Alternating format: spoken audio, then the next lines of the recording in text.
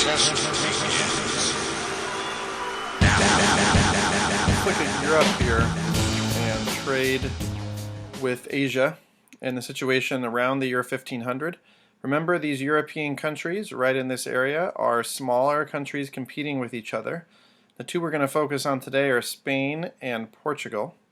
And previous to 1500, during the Mongol Empire back in the 12 and 1300s, Central Asia was quite unified, and there was the Silk Roads trade network, remember, running along this way was very active, and that was the manner in which Europeans connected with trade to Asia.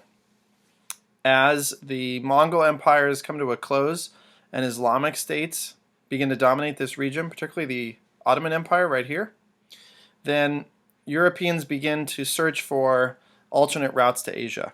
And there's a few things that happen that are significant in this chapter that are discussed. The first is that the Portuguese begin to explore down the western coast of Africa here. And throughout the 1400s, they are developing ports along this region and kind of making their way farther and farther down. Their big rivals, Spain, are looking for an alternate route because the Portuguese control this area down here and they're not letting anyone else go around. And that's why the Spanish sponsor the voyages of Columbus, who goes in this direction and runs into the Americas. And that, of course, is in 1492.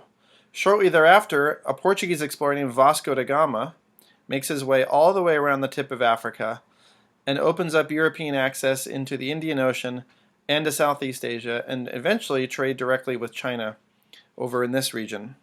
And those three components are what are really driving this trade, and this rivalry between Portugal and Spain sparks exploration around Africa for the Portuguese and exploration to the west for the Spanish.